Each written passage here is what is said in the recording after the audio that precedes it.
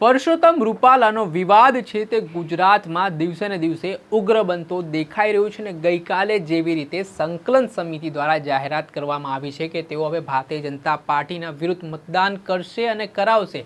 આખું આ પ્લાનિંગ છે તે આગામી સમયમાં 19 તારીખ પછી કરવામાં આવશે। સાથે જ તેમણે જે વાત કરી છે કે જે ક્ષત્રિય સમાજના લોકો છે તે પોતાનો વિરોધ યથાવત રાખે, લોકશાહી ઢબે તેઓ વિરોધ નોંધાવે ને આને જ લઈને સુરત જિલ્લાના પલસાણામાં ભારતીય જનતા પાર્ટીની ચાલુ સભામાં ક્ષત્રિય સમાજના લોકો દ્વારા કાડા વાવટા ફરકાવી વિરોધ નોંધાવ્યો।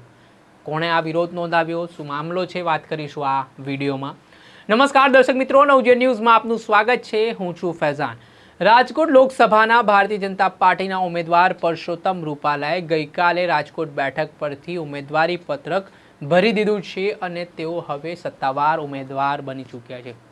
થોડાક સમય અગાઉની વાત કરીએ તો ક્ષત્રિય સમાજને લઈને જે પરસોત્તમ રૂપાલાએ વિવાદિત નિવેદન આપ્યું હતું તેના કારણે વિવાદ વકર્યો હતો અને હાલ 16 દિવસથી ક્ષત્રિય સમાજ છે તે આંદોલન કરી રહ્યું છે। આને જ લઈને જે વાત કરવામાં આવે તો ગઈકાલે સંકલન સમિતિ દ્વારા પણ એક મહત્વની જાહેરાત કરી દેવામાં આવી છે। તેમના દ્વારા જે અલગ અલગ કાર્યક્રમો આગામી દિવસોમાં કરવાના છે તે અંગે માહિતી આપી હતી। સાથે જ ભારતીય જનતા પાર્ટી વિરુદ્ધ મતદાન કરવાની પણ વાત છે તે કરવામાં આવી છે અને આગામી સમયમાં ગામે ગામ, તાલુકે તાલુકે, જિલ્લે જિલ્લા જઈને એક મહાસંમેલનો પણ યોજવામાં આવશે અને ભારતીય જનતા પાર્ટી વિરુદ્ધ મતદાન કરવામાં આવશે અને કરવામાં આવશે તે પ્રકારની ચીમકી પણ આપવામાં આવી છે।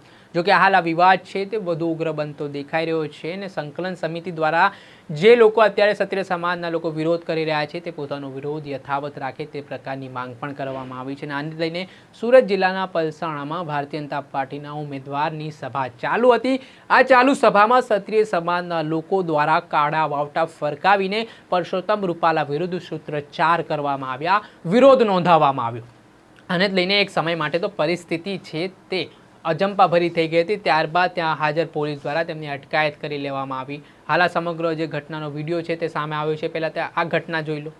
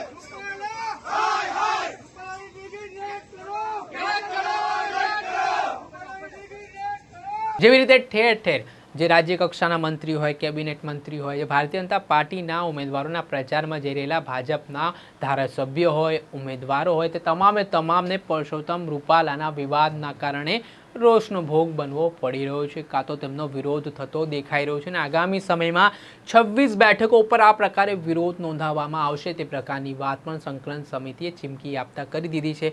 હવે જોવાનું રહ્યું કે આગામી સમયમાં વડાપ્રધાન નરેન્દ્ર મોદી પણ ગુજરાત આવવાના છે, કેન્દ્રીય ગૃહમંત્રી અમિત શાહ પણ ગુજરાત આવવાના છે ને તે પહેલા પ્રકારની સ્થિતિ ચારે તરફ વિરોધનો વંટોળ જોવા મળી રહ્યો છે। તેના કારણે હવે ભાજપને ક્ષત્રિય સમાજ કેટલું નુકસાન આગામી સમયમાં પહોંચાડશે તે તો સમય બતાવશે।